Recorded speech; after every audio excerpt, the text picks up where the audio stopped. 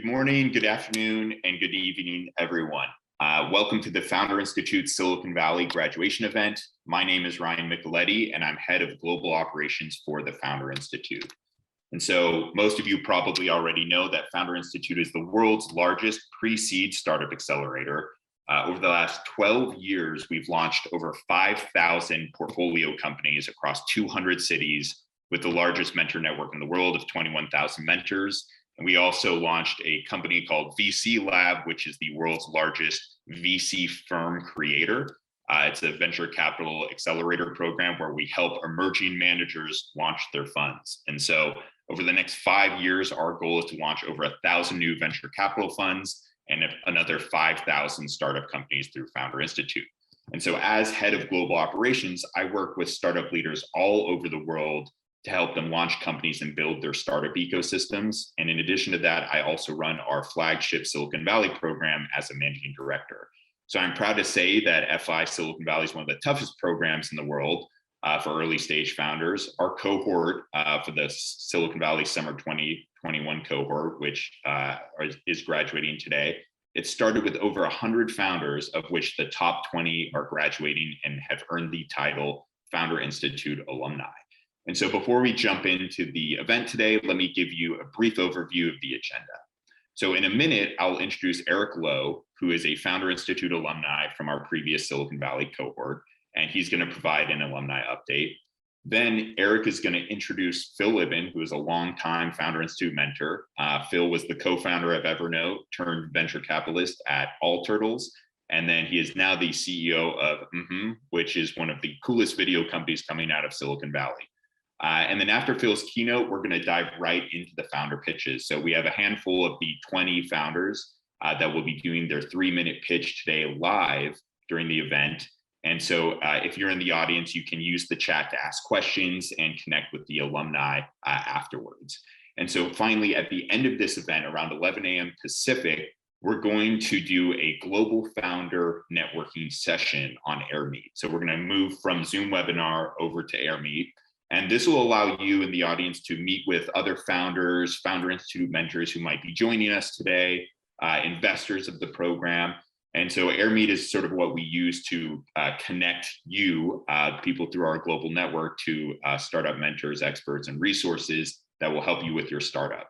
So join us there afterwards. It's going to be a lot of fun. We'll probably stick around and do about an hour or so of networking.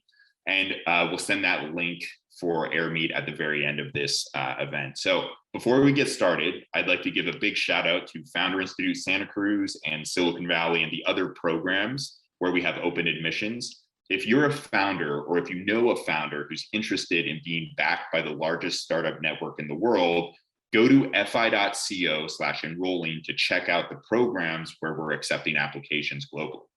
And so without further ado, I'd like to welcome Eric Lowe, who is a friend, a Founder Institute Silicon Valley alumni, and the CEO of Creative, which is helping make plant care fun, easy, and high tech. Eric, it's really good to see you again. How are you doing today? Great. Yeah, it's great to be back. A little surreal that I'm here today, just graduating only a few months ago, but yeah, happy to be here. Awesome. So do you want to give us just a quick update on your company and cover any points that you'd like to discuss? Sure. Yeah. So yeah, just like Ryan mentioned, we graduated in the spring cohort, which was in May. And since then, we've been able to maintain the momentum. And we have been funded by Pelion Ventures, received our first check from a venture fund, and we have raised almost $500K to date since then. And that has just accelerated our development process. So now our beta products will be launched in 6 months from now, and with the goal of getting our 10,000 customers on our wait list by then as well. So it's been awesome and crazy. I thought I would get a break from FI, but that just never happened. Yeah, that's pretty typical. Founders get done with the programs like, oh man, that was really hard. And then the real work begins. So take note for the alumni who are graduating today. Yeah. So congrats on, everyone for making it this far, but exactly right. It's, I think in addition to the long road ahead and all the hard work, it's really key to keep this momentum going, right? You guys all have a lot of momentum right now. You've put in a lot of time and work and energy. And yeah, just keep it going. That was my biggest concern coming out of the program, was I couldn't keep it going, right? Because you had all these deliverables and assignments and expectations, and so far we've been able to keep not only keeping it going, but leveling it up each time. And so it's just getting bigger and bigger and bigger. And now it's just, let's just see how we can keep taking it.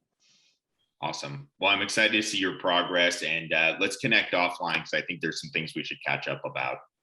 Absolutely, yeah. Are you going to keep asking me questions, or what Yeah, I think we're ready to introduce Phil.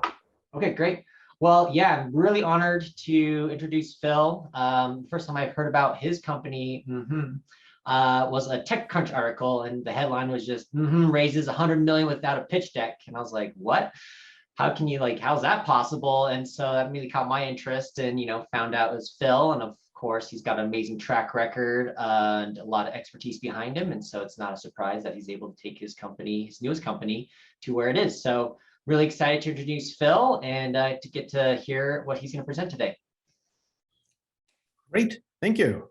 Hi everyone. My name is Phil. I was born in what used to be the Soviet Union back then, Russia now, in the city that used to be called Leningrad, now St. Petersburg, a long time ago. And I'm a programmer by training. I'm a former VC, and I'm on my 5th startup.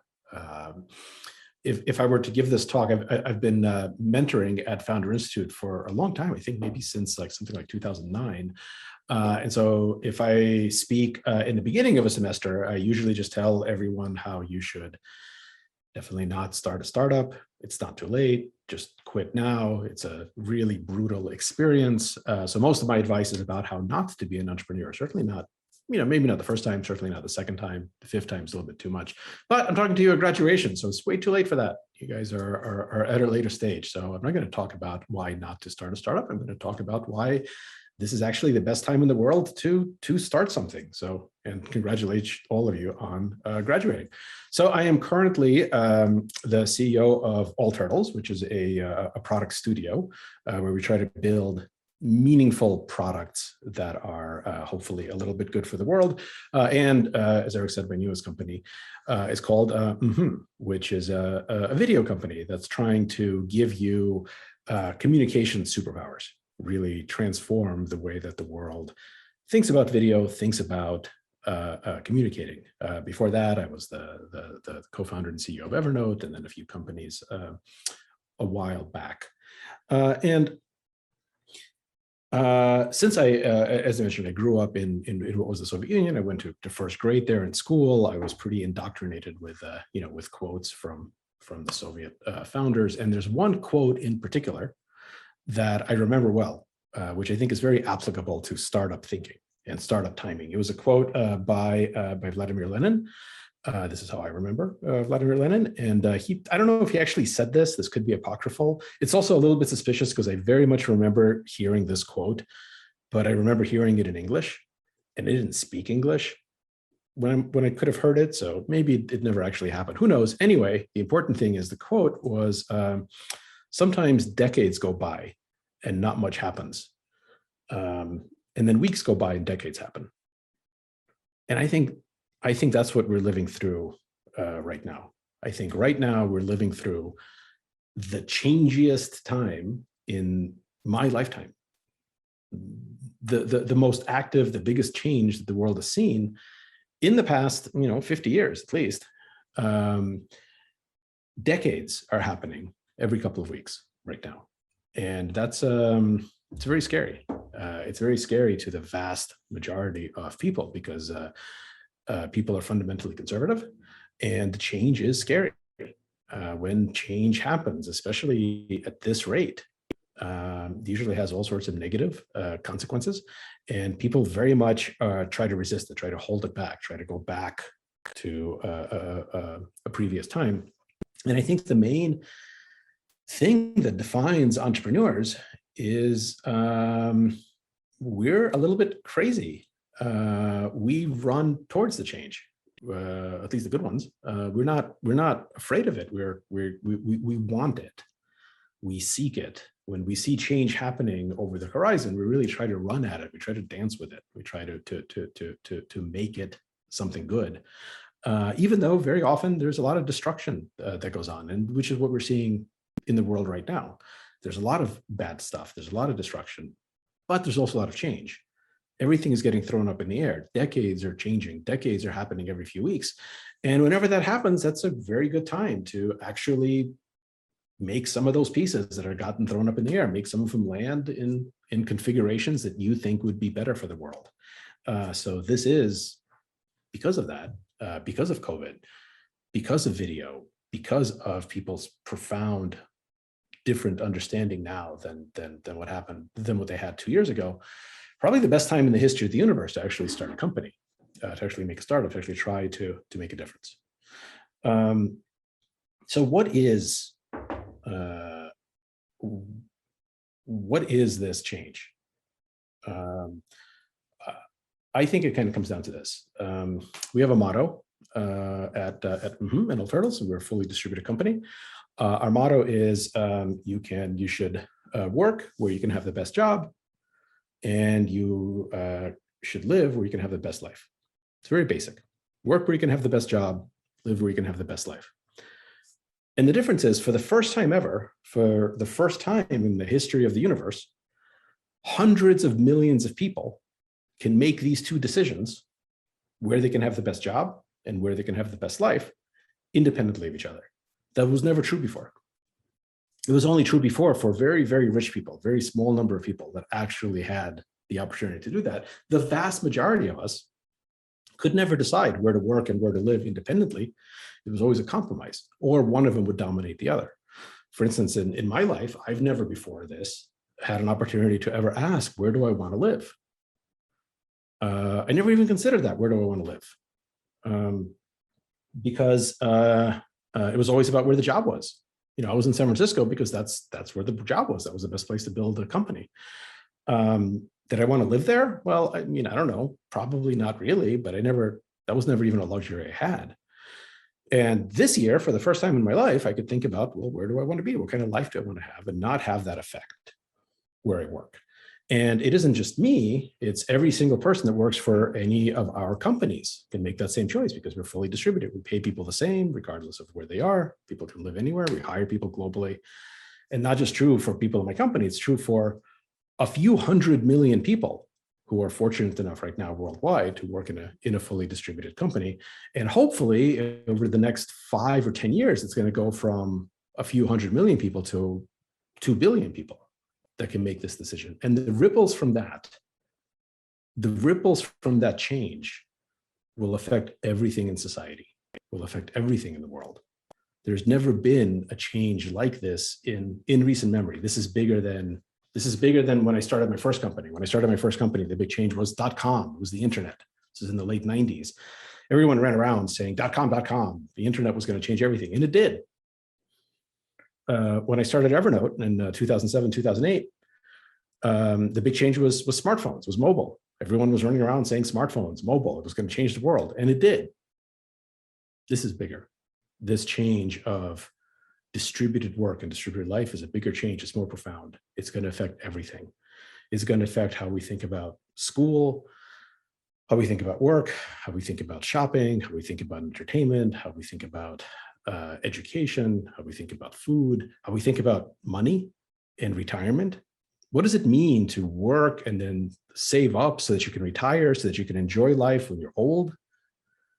If your dream is to live on a beach and surf every day, you can do that today and keep your job if you work for a company that's fully distributed. This is profound. This will affect the very fabric of how we've thought about it and how we've structured our lives and our societies. And whenever change is this monumental, people are terrified of it. But you don't have to be, because as entrepreneurs, we can run towards this change, and we can try to make it better. We can try to make it good. That's where the opportunity comes from, the opportunity to actually affect the world and to make it better. So I think for young entrepreneurs, for people just getting started in their first startup, there's kind of one main piece of advice that I have, other than don't do it, don't start a company. But it's too late for that. I would have told you that if I was talking at the opening ceremony, not at the graduation ceremony. You already probably started it. Too late not to start it. So the second best piece of advice, rather than don't start your company, is to avoid skeuomorphic thinking.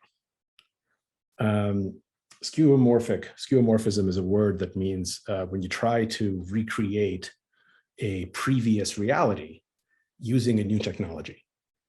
This is the number one move that existing companies always do, that people always do. Whenever there's a big new reality, a big new change, the incumbent players try to recreate their old reality slavishly, skeuomorphically. A typical example of this was, if you guys remember the first iPhone. When the first iPhone came out, I think it was actually the first and the second, all of the icons were like really beautifully rounded glass, like bubbles with reflections and stuff. And like the calendar app had like a leather texture. There was like this beautiful leather texture on the calendar app. That's skeuomorphism. That's like trying to recreate, leather and wood and other types of reality on a digital device. It's a very typical early move. Apple had good reasons for doing it because they could, no one else could. But then they stopped pretty quickly because most skeuomorphic thinking fails. And this is the opportunity for startups. This is the opportunity for entrepreneurs. You find a big change and you find where the existing players, the existing companies are thinking skeuomorphically, trying to recreate the old reality, and you change it. So one example of that is imagine of skeuomorphic thinking. Okay, think about the very first films that were made when movie cameras were first invented. This was in like the late 1800s, the early 1900s. They invented movie cameras, but they hadn't yet invented cinema. So back then, people knew they knew theater. That was the old reality, right? They were trying to recreate the old reality, and the old reality was theater. So it was a couple of actors on a stage, and so the first films were, you point the camera at a couple of actors on a stage, and it was pretty weird. And I'm sure there was lots of early theater critics in 1910 that watched the first films and said, these newfangled movies are a very bad substitute for theater. Sure, like they're cheaper maybe, but they're a very bad substitute for theater. And they were right, because films aren't a substitute for theater, because what they were watching wasn't really cinema yet. It wasn't films, because it took a few decades. It took people who were native to the technology to realize that a movie isn't trying to duplicate the old reality. It's trying to be something totally different. And you have to invent, close-up shots and multiple camera angles and film editing and dialogue and all these other things. And of course, now we still have theater. Movies didn't replace theater, but they're 1,000 times more popular because it's a different thing. And then the same thing happened, in my lifetime around Evernote. When I started at Evernote, 2007, 2008, the big change was smartphones. Everyone had smartphones for the first time. And but people weren't really sure what smartphone apps were going to be like, smartphone experiences. And so the incumbent players like Microsoft said, okay, well, we know what PC apps are like. PC apps are like Microsoft Word.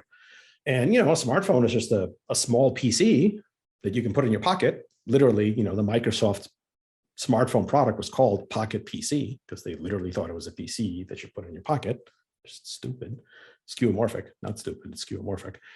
And so they said, okay, well, I guess smartphone apps are just going to be a shrunken down version of a PC app. And the first smartphone apps were like that. And of course, that's not what smartphone apps became, but it took the native generation. It took Evernote and, Uber and Airbnb and Dropbox to invent, to say, wait a minute, smartphone apps aren't anything like PC apps. It's a totally different experience. It's not a replacement. And today, smartphone apps are nothing like PC apps, and PCs are still with us, but smartphones are 1,000 times more popular. And this is happening again right now with this distributed world. In what we're working on around video. There's a big change. Everyone was forced all of a sudden overnight to be on video because of COVID. And the incumbent players, Zoom and others, they did the skeuomorphic playbook. They tried to recreate the past reality. And so they said, okay, what is our past reality? Well, our previous reality was meetings. And what were meetings? Well, meetings were a bunch of boring, tired people sitting in a boring conference room, talking about something boring for an hour. But now they can't be in the same physical room because of COVID, but we're going to try to recreate it. How do we get as close as possible to a bunch of boring, tired people sitting in a boring room talking about something boring, but on a computer? And when you think like that, you get the first generation of video software. You get, Google Meet and all of that stuff. Nothing wrong with it. It's the obvious play. But of course, video is not going to be like that. It's going to be something native. It's going to be something totally different. It's going to be something like what we're building at mmhmm and what other startups are building right now. But video is just one example of skeuomorphic thinking. Once you kind of use this as a model, you wait until there's a big change in the world, and then you find people who are trying to adapt to that change by recreating the old realities. That's your opportunity to make an impact, to make a big change. And the way that I suggest doing this is to embrace this distributed world. One way to embrace it is a rule that we have, which is what I'll leave you with, which is this: is we're not remote. No one is remote. We don't talk about ourselves as doing remote work. We're not remote workers. We're not remote, because remote means this. Remote feels like other people are gathered somewhere and in person, but you're not. And so you're at a disadvantage. Remote is fundamentally about loneliness, about disadvantage. We're not remote, we're distributed. We've chosen to be distributed. Kind of in the same way that the internet is a distributed system. And the people who made the internet made it distributed. It was distributed by design, not because they didn't know how to make centralized networks, but because they understood that making it fundamentally distributed gave it massive advantages and superpowers. And certain things are harder because the internet is distributed. A lot of things would be simpler if there was one big server somewhere that ran the internet. But obviously no one thinks that that's what we should do, because you couldn't have the internet that way. It couldn't exist, because being distributed gives it such amazing superpowers. And well, that's what we've done. We have designed our companies, and we're trying to design the rest of the world to be distributed, not because we don't know how to sit in an office, but because we choose to be distributed because of the superpowers that it gives us, because of the massive advantages. And I think you can find ways to do that in really every industry right now because of this change. And this is the best opportunity, the best time ever to make a startup. Now, if you decide to take my earliest advice and not make a startup or abandon it, which is still a good idea, then yeah, we are definitely hiring. So go to mmhmm.app/jobs. 100% of our jobs are global. You can be anywhere in the world for all of our jobs. And so if you decide to give up on your ideas for now, come join us. We can still make the distributed world together. If you have a better idea for how to make this distributed reality, then I very much look forward to your thoughts. Thanks. Awesome, Bill. That was great. I'd like to ask a couple of questions. I see there's some questions here from the audience as well.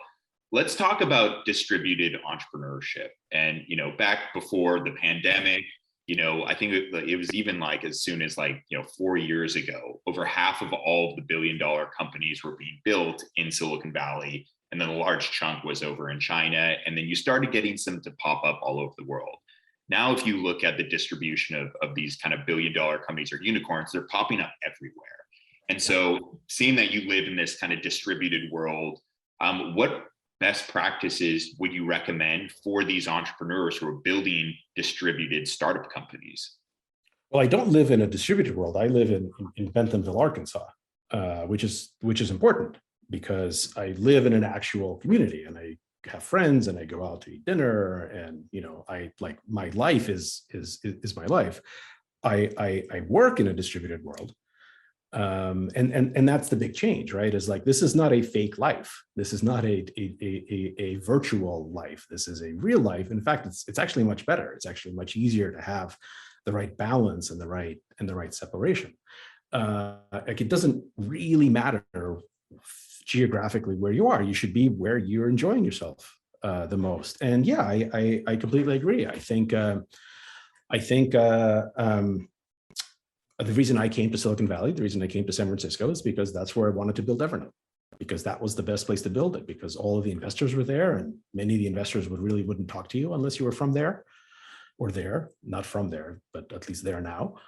It was harder to hire people. You could hire really amazing people in Silicon Valley. That's where all the partners were. So if you wanted to go and do a deal with Apple or with Google, they were right there. You didn't have to like get on a plane to fly. So those massive advantages. And that was really bad. It was really bad for the world because, that kind of the fact that that opportunity was so concentrated in just one region meant that other people who were brilliant didn't have the same opportunity. But it was also bad for the region. I mean, have you been to San Francisco lately? Like, it's not that great. And it's not an accident that this place that was like the hub of technology is actually a really like pretty inhumane city to the people who live there. So I think it's amazing that we're going to see that we are seeing this complete distribution of entrepreneurial opportunity, where now obviously you can get investment, you can hire people, you can make deals, you can sell things, and you can do this regardless of where you live. It's one of the best transformations of the world. What do you think some of the biggest challenges that an early stage startup founder will face with this new kind of distributed entrepreneurship reality? I wouldn't worry about the challenges. I think this is a very, like human question. It's very natural to think about the difficulties, because when you focus on the difficulties, the challenges, it's easier to seem smarter that way. When you're talking to someone, like you just look smarter if you're talking about the problems. And it's very natural. And of course, there's challenges, of course. It's actually, I think, much more useful, especially for entrepreneurs, to get into the habit of thinking about the advantages of being distributed, the superpowers, the amazing things that you could never get if you weren't distributed. And say, not just how do you overcome the challenges, but how do you double down on the superpowers? How do you get the most out of the advantages? Because the challenges are the challenges, you'll deal with them, but the advantages are like something you can do an infinite amount of, something that something can never take away from you. For example, it is now zero marginal cost to talk to an investor. If you want to talk to an investor, you would usually have to, go to Silicon Valley. Like, how many could you talk to in a single week? I don't know, 1, 2, depending if you were from there. You had to, even if you were in San Francisco, you would have to sit in an Uber for 2 hours to get to Palo Alto or something to do that call. Now, your marginal cost of talking to an extra investor is literally nothing. Make a recording of you and your pitch, use mmhmm, send it to 1,000 people. Why only talk to 10 when you could talk to 1,000? And then the ones that are interested, hop on a call and do. Like, that's a massive superpower. Like, when I was raising money before, every single investor meeting, every new investor that I talked to had a high marginal cost, and now that cost is zero. So I'm never giving that up. You can hire people from everywhere in the world. I'm never giving that up. 0% of the people in my company have to waste time commuting. 0%. No one wastes time commuting. Everyone has like two extra hours every day. I'm never going to give that up. These are the advantages. I think people spend too much time thinking about solving the problems and not enough time appreciating and doubling down on the advantages. So I would very much encourage that instead. Amazing. Well, Phil, this was great. Thank you for joining us today. And also, thank you for being a mentor for this many years. I mean, I still remember when I first started running the Founder Institute Silicon Valley, it was probably in like 2015. You came in and you gave a presentation. I think it was on branding and design. And one of the things that you said to me that had always stuck was that, as an entrepreneur, I'm going to misquote you here, so feel free to jump in. But as an entrepreneur, the world is going to look like potentially 2 different scenarios in the future. It's either going to look like Mad Max or it's going to look like Star Trek. And my job is to go out and make sure that it looks more like Star Trek than Mad Max. And so that's something that's always stuck with me and I've carried with me throughout all these years of helping founders and launch companies all over the world. So thank you for everything you've done to support founders around the globe. Thank you. That's very kind. Thank you for the opportunities. Awesome. Well, so we're now going to transition over to the alumni presentations. And so as a reminder, we'll have about 7 or 8 founders do their 3-minute pitch live during the session today. If you have questions that you'd like to connect with the founder afterwards, just use the chat feature, put your questions in there. When they're done presenting, they can answer the questions. And then also we'll be doing the global founder networking session on AirMeet in about 30 minutes after this presentation. So without further ado, let's go ahead and start with our first presentation today. So Aliyah, welcome, and it's good to see you. So Aliyah is the CEO of Metatrina Technologies, and we'll go ahead and put her information here in the chat. Are you ready to share your screen? I absolutely am. I'm a little intimidated to follow after Phil's inspiring presentation, but I'm going to don my graduation cap before I start. Looks great. Let's get going. Thank you very much. I worked very hard on this, as hard as I did on making this pitch. So, hi everyone. So today I'm going to introduce you to a corporate wellness app that can make chronic disease disappear. In fact, we've already gotten 30 companies interested in early adoption during the course of FI so far. So I'm Aaliyah. My expertise is in biomedical engineering and health psychology, and I'm the youngest to be named a top 100 healthcare leader by IFA this year. So take it back to high school. I started having these weird episodes of chest pain, but doctors could never find a diagnosis. So of course I didn't care until I had a heart attack. So it took me almost dying to learn that disease actually starts before diagnosis. Because until something drastic happens, we don't care to prevent a problem that seems far away. Now, only 8% of employees are receiving the care they need to avoid disease, which as a result costs employers billions in healthcare dollars and lost productivity. And then below the surface, HR is stretched way too thin to provide any intense intervention that those people need to reduce that trend. But what if we could help them provide proactive care without needing extra money, time, or manpower? Metatrina enables this by providing a personalized digital care program where you don't have to leave work. You don't have to disrupt your life whatsoever, but you can still receive as much guidance and support as you need to eradicate your risk. So in the app, we start by getting to know each user as a person, gain their trust, get them basically mentally prepared for trying out new behaviors. Then they get to pick a Metatrina health coach to work with who becomes a friend that they can feel accountable to. All of the interactions with the coach and the app apply behavioral science to each user's personal hobbies and interests. So now it feels like you're gamifying life by achieving healthy goals around stuff that you already love to do. We can integrate with smart devices to quantifiably measure outcomes without the risk of human error. We also sync with calendars to make smart recommendations that can fit into schedules. We're starting out with a focus on diabetes and are already on track to become CDC recognized for diabetes prevention and employer wellness training. We have 6 end users and 3 businesses who agreed to help us pilot the idea. Well, most of the costs can shift onto health savings accounts. Companies are only paying for positive health outcomes achieved or to white label the app. And we focus our attention on mostly sedentary industries and geographic regions with the highest diabetes rates. Unlike other companies, we're building self-efficacy instead of relying on it being there, then evaluating how effective outcomes are on the employer savings goals. And in the same way that some companies can pledge to go green, we're starting to lead campaigns where execs can pledge for more proactive healthcare for their workers. So we're doing this by flying our flag at expos, building partnerships, and crafting web content. But today we're seeking our product development team and health coaches, as well as advisors who can help us with HIPAA compliancy and health system partnerships. Thanks for watching, everyone. Awesome. Aaliyah, great work, and it's been a pleasure working with you in the program, and I look forward to seeing your success here in the future. All right, up next is Philian. Philian, whenever you're ready, go ahead and share your screen. Philian is the CEO of Zemengad, and we'll put the information here in the chat. As a reminder, if you have questions for any of the founders, you can go ahead and put it here in the chat, or we'll give you a chance to speak with them at the networking session after this. Okay, thank you, Ryan. So, hi everyone. My name is Philin. I'm the co-founder and CEO of Zemengad, the next generation employee management and payroll app for Southeast Asia. Our team has deep payroll and accounting experience, including Harmadani, who has been building payroll system for the last 8 years at Chip Payroll, is one of the leading payroll software providers in Indonesia.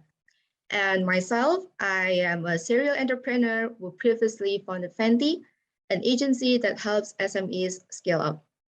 Aligned with my experience in one of the Indonesian unicorns, I also work closely with SMEs.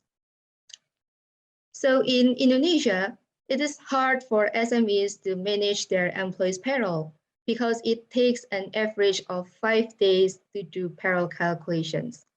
Also, there are huge chances of errors due to the manual system. At the end of the day, you will have to pay fines for any miscalculations you make. As for SMEs, every single cost is valuable for them. That is why Semangat is here to help them save time, reach productivity, and increase their revenue. We want to make employee management accessible for every SMEs, so we streamline all the processes into just 3 easy steps. So we have run Semangat for 3 months until today. We officially incorporated. We got 15 companies to join our trial. We formed integration partnerships with some well-known companies in Indonesia, and finally got our first paying customers. All of them are very satisfied with our product and service. And based on our customer archetype, we decided to focus on these 5 types of industries right now. And in 2025, we are targeting 25% of the total market share for small and medium companies in Indonesia. As Semangat will focus on subscription business model, we want to reach $23 million annual recurring revenue in 2025. So here is our competition metrics. As we can see, Semangat is greater in automated features and low cost. To make it clear, we divided our competitors into 3 groups of players. And Semangat stands in both A and B player side, which means we provide all of their advantages and we develop their weaknesses to be our strengths. We performed direct sales and content marketing as our go-to-market strategy until today, and here is the result. Now we are raising $250,000 to bring our solutions to wider coverage area and further development. Thank you so much. Awesome. Great work, Philian. I'm really excited about what you're doing. Payroll and even just tracking employee hours is so painful, especially across like larger companies. So you're solving a really big problem here. Excited to see what you do. Up next is Dan Stratford. Dan, when you're ready, go ahead and share your screen. Dan is the CEO of Standpoint. I'll let you take it from here. Sounds good. Thanks, Ryan. Hi, so I'm Dan, founder of Standpoint, the mobile app that helps you feel confident talking about anything. So a little bit about me. Learning has been at the center of my life and career. So I've got a major, 2 minors, 2 master's degrees, MBA, MA education. And I spent the last 10 years in ed tech. So I've been a teacher, and I've been at Google for a few years building global education programs. And in my free time, I learn for fun. For example, I've done 120 great courses.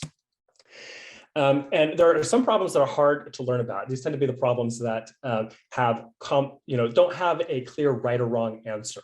And I've noticed that there's a lot of busy, thoughtful people who lack confidence discussing these complex topics. Often it comes down to they don't really have the time to do their own balanced research. It could be really time consuming. So they end up remaining unclear about where they stand on these topics. And the unfortunate result is that all too often it's loud mouths with overly simplistic opinions who sometimes dominate the conversations online or offline. But now with Standpoint, those thoughtful, busy people, they can become the most respected person in the conversation.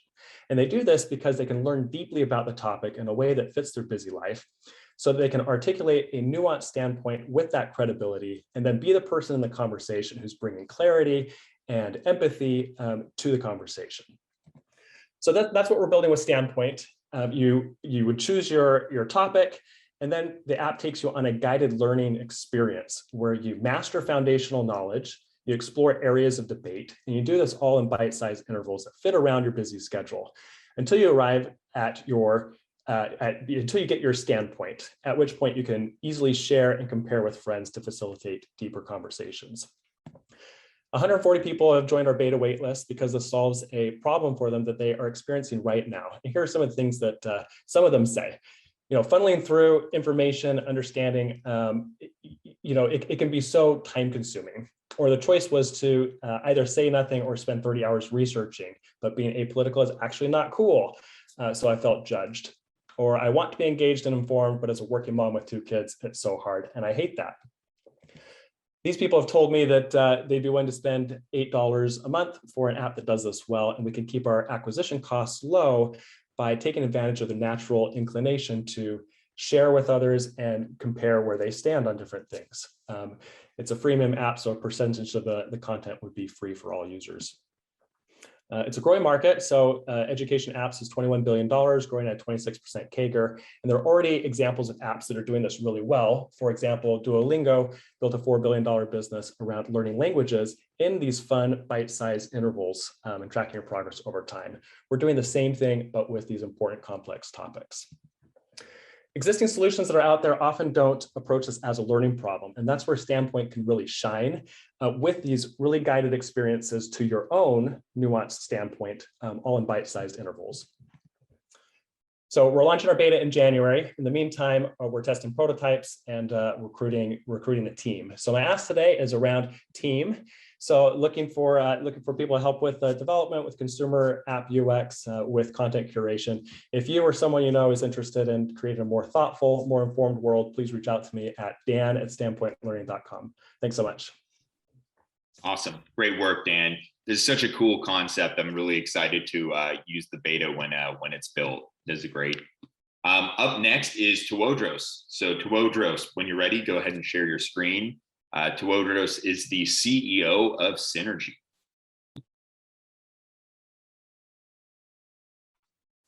Hey, Ryan. Thanks. Hi, everyone. My name is Tewodros. I'm the founder of Synergy, Meet Your Diversity and Inclusion Goals through ERG engagement. Employee resource groups are groups that are created by passionate volunteer employees. 90% of Fortune 500 companies today have ERGs because they can benefit from recruiting and retaining top diverse talent. However, most ERG leaders fail to meet their diversity and inclusion goals because attendance and engagement is low. It requires significant amount of time investment. And at the end of the year, they need to produce reports, which require a lot of effort, especially if the data is not available. That is why my company Synergy is building an internal communication tool for employee resource group leaders to engage members and allies. They can also automatically track reports, track engagement, and share reports with upper management.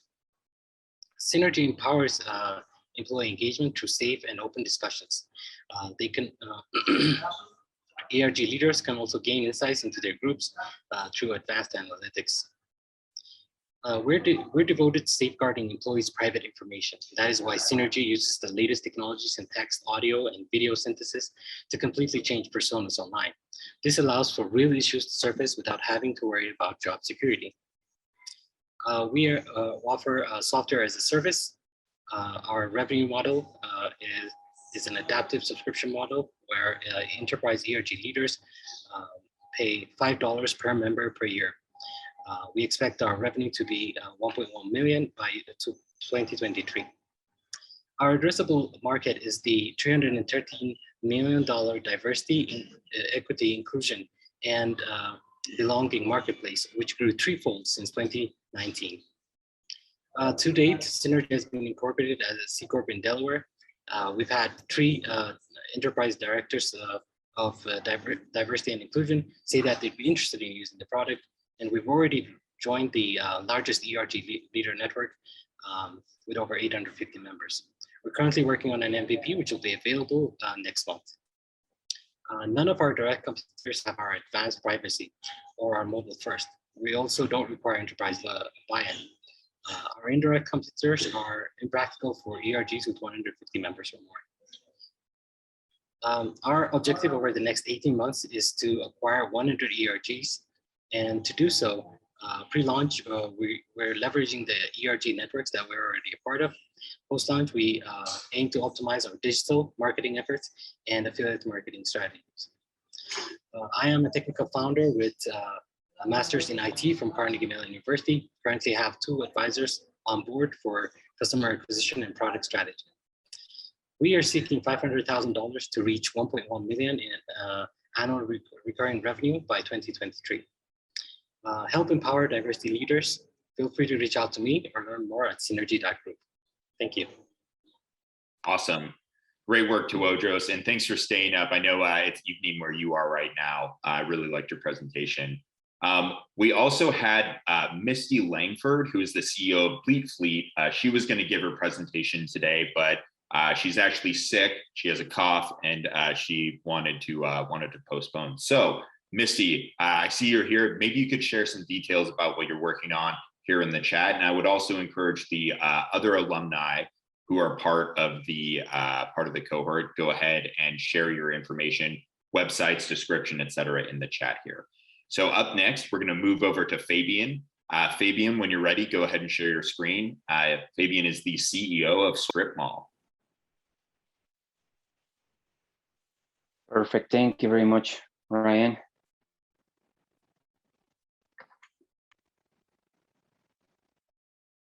Perfect. Hello, everyone. My name is Fabian, and I am the CEO of Strip Mall. Shop local, online. Local retailers are losing business because they are failing at selling online. In fact, 60% of them do not have an e-commerce website. Although 70% of customers shop and support local retailers. And thanks to what happened on the last year, now 8 out of 10 customers shop online. That is why Strip Mall brings a unified marketplace where customers interact and shop from their local retailers all under one roof. We created a personalized shopping experience across local retailers where they will receive tailored daily specials in over 18 plus different categories, one gift card for all of the stores, same day delivery, buy now, pay later as a financing option, and we will extend their social to social media shopping from our retailer social media accounts. That is part of our main and core offering. Transactional fees are our main business model, where our retailers will receive a free online store profile. If they don't sell, they don't pay. Advertising packages will be available as well to those retailers that are ready to take their sales to the next level. In fact, out of customers interviewed, 70% of retailers are ready to join the marketplace, and 30% of them are ready to advertise with us. Out of 4 million retailers nationwide, we are aiming to sign 25,000 of them to reach $500 million. Competition, we are focusing specifically on Strip Mall retailers, but we want to transform the way we shop, and we shop local. That is why we're adding a personalized customer shopping experience. We are launching our pilot in Las Vegas, and as to attract the retailers, we are getting the endorsement from cities authorities. We are joining Chamber of Commerce local groups, and we are negotiating directly with Strip Mall's administrative teams so they can bring us retailers by hundreds, while we offer to all of them free online store profiles. As far as attracting customers, a good combination of PPC, PR, email marketing, and direct mail will be the foundation for bringing thousands of ideal customers. I have 18 years of experience in marketing, advertising, strategy, design, and sales. And even when I do not have a CTO as of yet, I put together strategic partnerships that will help me create, launch, and succeed with my company. To make it happen, I am raising $250,000 to assemble a team, create the Marketplace 1.0 version, sign 100 retailers, and generate $1 million in transactions. Join me, and let's transform Strip Mall retailers forever. All right, awesome work, Fabian. So let's go ahead and move. I want to be mindful of time, so we're going to get through the last 2 pitches here really quickly. Raghavendra, you are up next. Are you ready to share your screen? Yep. All right, looks like tropical paradise in the background. Go ahead. It is. All right. Hi, everyone. I'm Raghavendra. Cloudkey is an online marketplace where landlords like me outsource property management. I am the business guy with 15 years of real estate experience. My partner has 16 years of technology, product management, and software development experience. We've both been landlords for the last 5-6 years, and we have a software development team based in India. Over the last 8 years, I've been working for an owner, managing and developing 40,000 rentals, and we saw we could definitely do the process much better. Today, especially for solo landlords, the process is very painful. They only have two options: either self-manage, which is the most hated second job, or hire traditional property managers that can charge up to 20% of rent for managing and finding tenants. But finding a reliable manager itself is tricky because it's a fragmented industry. Our solution is a TaskRabbit-like online marketplace where the whole process can be outsourced to gig economy freelancers using technology workflows. It not only saves you time, but because transparency is built into every step, gives landlords peace of mind. It brings down the cost by half compared to the current model. And because the service is the same across states, you know exactly what to expect. Our three-way rating system that rates managers, tenants, and landlords keeps everyone honest. Every manager undergoes ID and background check and real estate training. The app makes it really easy to choose a property manager and helps those managers find tenants, and then brings all three parties together to coordinate maintenance activities. And it even includes video and photo updates of the property once a quarter. And finally, visual and text documentation of the property before and after the lease term. We're getting a lot of interest from landlords and managers, currently undergoing 5 pilots with 5 different landlords and managers, and another 20 landlords signed up to use the service. We're looking to launch our manager training content by November and looking to launch the platform early next year. CloudKeys keeps 25% of the revenue earned on the platform. Our service can be broken down into manage only or find tenants only. We're looking to capture 3,000 rentals here in Hawaii, where we are located and starting from, and California by end of next year, leading to an ARR of in excess of $2 million. In the US, there are 23 million rentals owned by solo mom and pop landlords, accounting for $74 billion of property management revenue. By year 5, CloudKeys hopes to capture 150,000 rentals, leading to an ARR excess of $100 million. In the space, it offers full service and provides economically. We already have landlord contact information and are primarily relying on direct sales and the network effects. On the manager side, we are looking to focus on gig economy workers and upskilling them. We're raising $350,000 to grow user base here in Hawaii and California and reach ARR of over 2 million by next year. Thank you. All right, amazing job. I hear the birds in the background. Reminds me of when I was remote in Hawaii last year. Yep. So let's go ahead and we're going to move to our final presentation. And as a reminder for everyone here, we are going to do our global founder networking session right after this. So Dustin will put that in the chat in a moment. But before we do that, I would like to welcome Ali to the stage. Ali, whenever you're ready, let's go ahead and share your screen. And Ali is the CEO of finderpets. All right, you guys ready? Ready to go. Okay.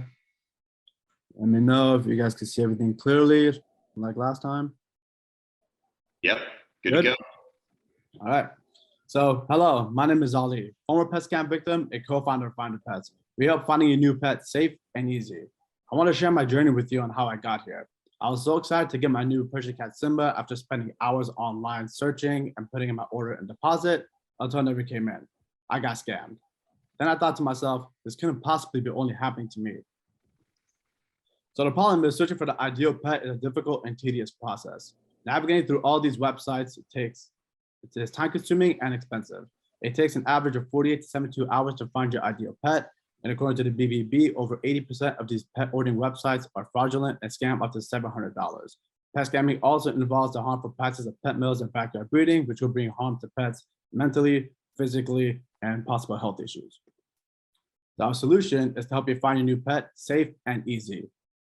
We have made the process very convenient with our easy-to-use app that saves you time and money. Rather than spending hours to search for your pet, we help you find your ideal pet within minutes. We connect future pet parents to reputable breeders from AKC and TICA adoption rescue centers using proper screening procedures, secure family gateways, and verified pet shipping partnerships from the IPATA that transports these pets to their new homes. Just simply search for your ideal pet, find your match, place your order, and wait for your pet to get delivered to you. It's that easy. So since June 10th, we've had over 60 reputable breeders sign up with us. We've had almost a dozen adoption and rescue centers sign up with us, and we have over 600 customers awaiting for our launch. Our business model is that we charge a 10% transaction fee for every pet order. We are projecting 10,000 transactions within the first year based on the kind of pet that you order. Our CAC is about $5 per pet. Our immediate average value per pet runs at $250, which brings a 50-to-1 ratio. And we have additional ways to milestone in the community. We also have an order a pet, save a pet pledge that promises that we donate a percentage of these fees to adoption and rescue centers throughout the country. Here are our market numbers based on the TAM of the total pet market. We are targeting millennials and Gen Z, and based on that percentage for the pet breeder and adoption market is our $4.5 billion for SAM, and the $2 billion represents the buyers who have already been scammed. Our 10% transaction fee ensures safe transactions, transportation, tracking, and safe transfer of documents electronically. We plan to market primarily through word of mouth, and then advertising, contacting riders, search ads, invites, and ASOs. Here are our competition against the main competitors. What separates us is that we have a flat fee for delivery. We have a modern design that keeps our targets engaged and with our duration time increasing. Our go-to market, we are targeting millennials and Gen Z through word of mouth. We are acquiring reputable breeders, adoption rescue centers through APIs. Following our target trends, the demand for pets have increased, especially in bigger cities where our targets are having less kids and are having more pets, which will increase our supply. 45% of our surveyed customers are ready to be early adopters. And with our strategy, we are projecting 10,000 transactions to make a minimum revenue of $1 million. Here's our team, my co-founder and I. And we are seeking $250,000 to have at least 10,000 transactions at a minimum transaction fee of $100 per pet. That'll make us the $1 million revenue within the first year. John Goodwin, the senior director of the Humane Society, has said, if you're looking to buy a pet online, you're most likely to get scammed. We are here to create a better way to find your new pet and avoid the risk of online pet scamming and a harmful practices of pet mills and backyard breeding. We are finderpets. We are here to help you find your new pet safe and easy. Thank you. All right. Great job, Ali. When you're ready, you can go ahead and unshare your screen. Thank you so much. So this was awesome. And before we begin the Global Founder Networking event on AirMeet, I'd like to just share some quick closing advice for all of the alumni here who are on the call. So first is that although the structured part of the program has ended, the support for your company has not. And so we'll be setting up follow-up meetings with each of you to go over updates sometime over the next few weeks. And in addition, make sure you stay engaged with your monthly, with your fellow alumni through your monthly alumni meetings. This is your brain trust. This is your tribe and your community that will help you succeed. And we have founders who've graduated years ago who still meet monthly with their cohort because they have the shared upside in each other's company. Over the next 3 months, it will be extremely critical for you. We discovered something called speed out of the gate, which basically shows that the trajectory of your company is determined by what happens over the next 3 months. So make sure that you give yourself aggressive monthly targets and sprint to achieve them. So we're not here to push you anymore, so you got to push yourself. So push hard, stay focused and disciplined, and keep yourself accountable to hit weekly metrics. And then the last piece is for those of you who are interested in Funding Lab, the next program will begin in December, and it will likely continue through early spring. And so this is a free program for all of you now that you're Founder Institute alumni, where we will help you raise your next round of funding. So if you're looking to raise early in January, make sure that you keep your email up to date, keep us informed of what's going on, and we'll send you the applications for Funding Lab when they open in late November or early December. And finally, I'd like to thank all of you from the audience today for joining us. At Founder Institute, our mission is to help founders build impactful global companies for the entire life of their startup. And so if you're interested in joining one of our accelerator programs, you can go to fi.co/enrolling to see all of the locations with open applications. So everyone's going to receive a copy of this recording via email over the next few days. Dustin, go ahead and share the link to AirMeet. For those of you who have not used AirMeet before, this is what we do for networking. So you can either join a speed networking session where you're going to be paired with someone from the audience randomly in a quick 3-minute one-on-one meeting, or you can join a table and you can meet with people one-on-one, or you can meet with a group of people at the same time to talk about what you're doing.